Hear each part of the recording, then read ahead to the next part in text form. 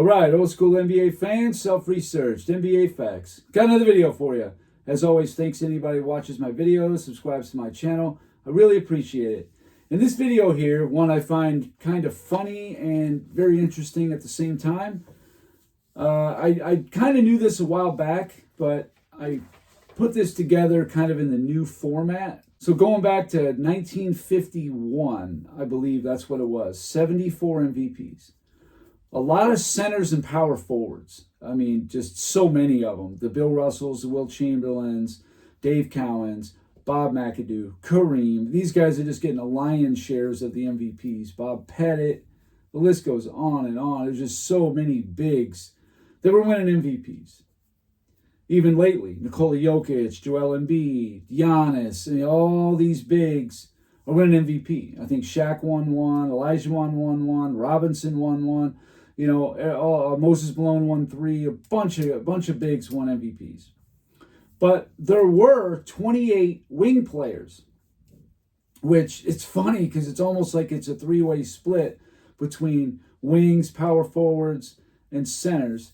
But anyway, of the 28 wing players that won the MVP, the 28 of them, here's how they finished shooting free throws. And first off, take a look at this dude leading the pack. Free throws in a minute. I guarantee I beat you.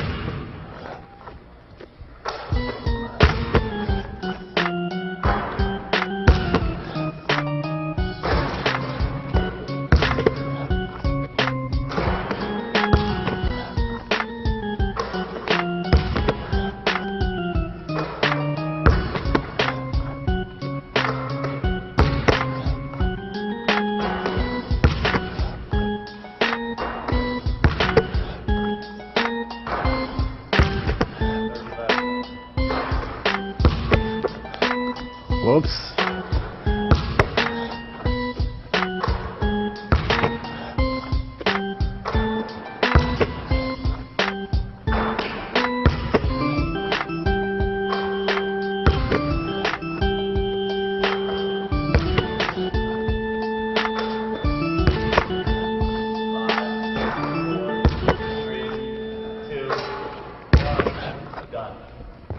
So Steve Nash, number one, back in 06, shoots 92.1. That's the best of really any MVP ever, free throw percentage. The number two guy, no surprise, Steph Curry in 2015, he's shooting 91.4. Third best might be a little surprising to you, not to me, but some people underestimate how good of a shooter Magic Johnson was. Now, he was not a great three-point shooter, but of course back then the guys just didn't shoot it that much. But free throw percentage, BS on that. Anybody who doesn't think Magic was nothing but an elite, great free throw shooter is out of their mind. He's number 3 at 91.1%. Then you got Curry again in 2016 at 90.8. So that's your 90% club while winning MVP. Four guys. I think Dirk Nowitzki might have been close to that, but of course he's not a wing. So we got number 5, Larry Bird back in 1986, 89.6%. That's very good. Number 6, there's that guy again, Magic Johnson in 1990, 89%. Excellent. Then you got Larry Bird again. 1988, he shot 88.8%. Eights are wild. And 8th, back in 05, Steve Nash at 88.7%. And then you got Larry Bird once again, back in 85 at 88.2%. And then another really good free throw shooter, Kevin Durant in 2014, 87.3%. Really good. So the next guy is coming in number 11. There was actually a tie for 11th. 2018, James Harden, 85.8%. Also, 2011, Derrick Rose, 85.8%. I didn't know he was that good of a free throw shooter, but at least for that season, he was elite. 13th, 1964, Oscar Robertson, 85.3. That's impressive, not because he was one of the few wings to win an MVP back then, but they just didn't have the soft, breakaway rims they do now. It was harder to shoot on. You were not getting bounces, basically, not much back in those days. It was either, you either pretty much switched it or it was a miss. I mean, I know there's maybe somewhere somebody's got a tape where somebody got a bounce, but I'm just saying, for the most part, you did not get a lot of soft rolls like you do now. You just didn't. Then you got this guy who nobody can say he never hit any clutch free throws. All the way, and we didn't see what actually happened, but players do fake the foul. He can tie it up here and send the game in overtime. No time remaining. He made his first 16, then missed 2 before he made the 1, and this is pressure.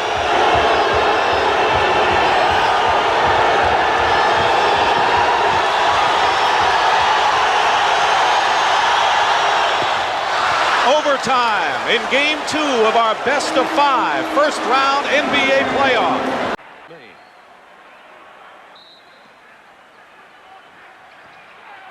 Jordan has it into the paint. He's fouled on the shot with 4 seconds left. Jordan will go to the line for 2. Player still in the playoffs. We're spending a lot of time on my free throws. Chicago by 1. Renee. There's only one thing. Get a basket. Get it any way you can get it with 4 seconds left. The Bulls don't want to have the same problem and foul. Jordan gets them both. Newman's wide open. By the Blazers. Wexler playing with 5 fouls, going for the steal against Jordan. Now Jordan met by Porter. There's a 2-second differential between the game clock and the shot clock. And now the foul given by Porter. Free throw shooter. 11 and 8/10 seconds to go in the 4th. The Bulls lead by 2.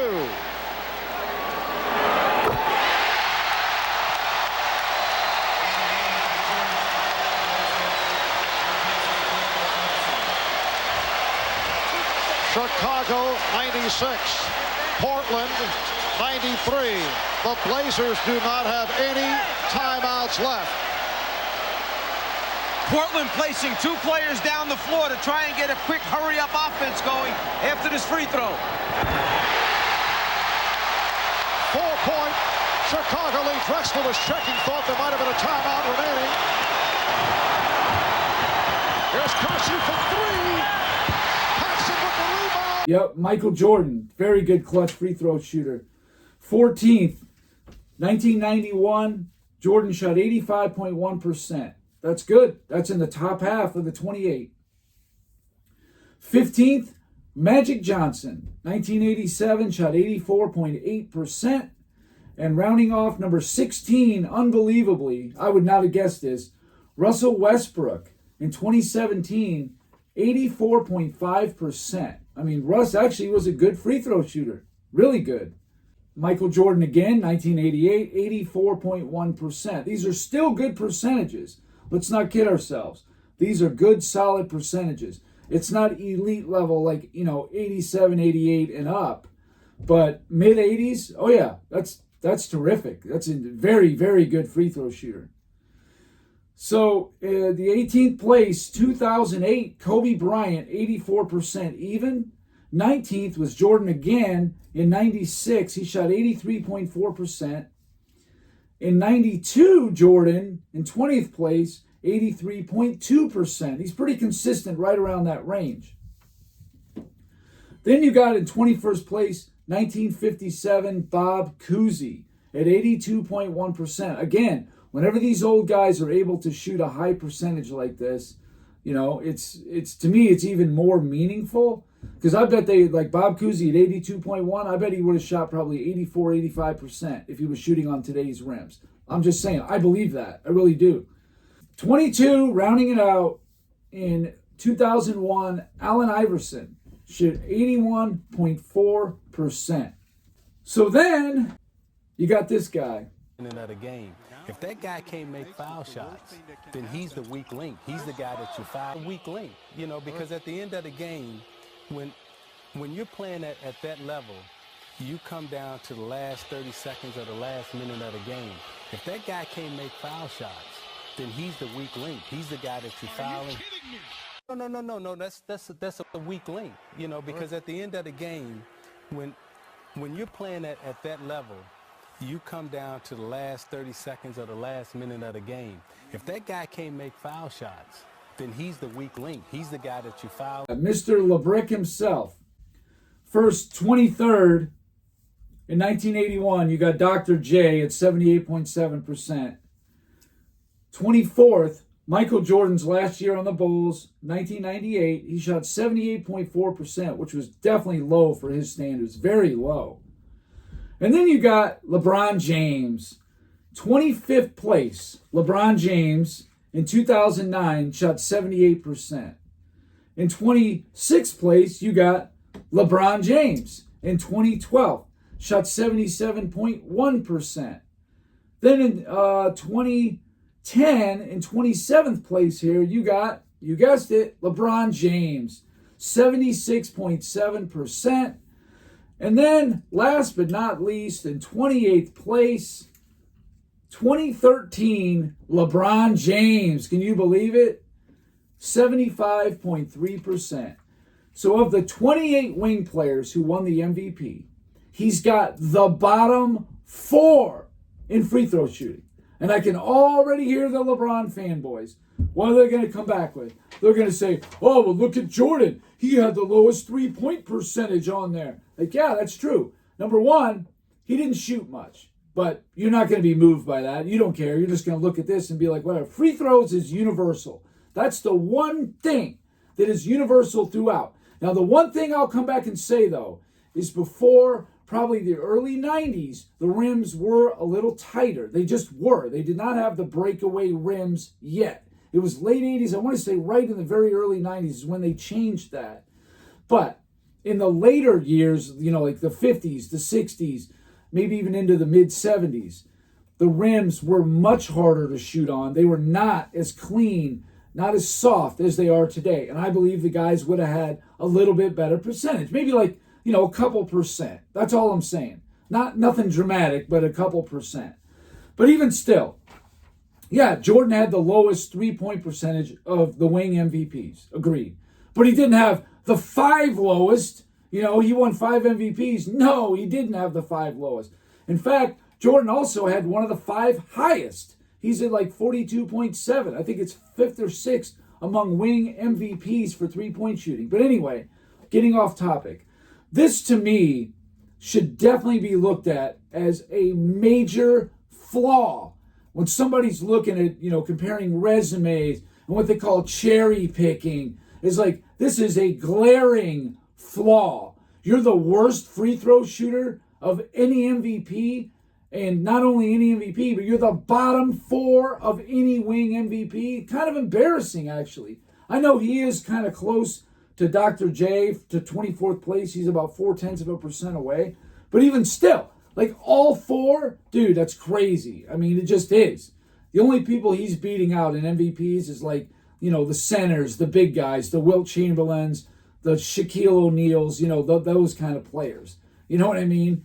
But it's actually a pretty big flaw of his. I've always thought so. And also, Shai Gilgeous-Alexander, if he does win the MVP, he will not be in the bottom 4. He's shooting like 90% from the line, an excellent, elite free throw shooter. But if Jokic wins it, obviously he's a big and it won't matter anyway. So don't worry, LeBron. You'll still be in the bottom 4 of wing MVP free throw shooters. No worries there. So anyway, that's all I got for this video. I just had to get this out here. I find this stuff hilarious. And you watch in the comments all the rebuttal you're going to get about it. About, oh, either it's no big deal or what about this? Because that's what it always is. It's no big deal or, well, what about this? Always. Instead of just addressing the topic at hand, no, they can't do that. That's going to try to deflect it or say it's no big deal. That's always one of the 2 things, guaranteed. They're not going to say, yeah, you're right. LeBron was a pretty weak free throw shooter. He was not a great free throw shooter. He was not even really a good one. He was maybe slightly, barely above average. So anyway, that's all I got for this video. Thank you guys for watching. If you liked it, please hit the like button. If you wouldn't mind sharing the video, that would be spectacular. And If you haven't subscribed already, please do. Been given daily content. That's it. Until next time.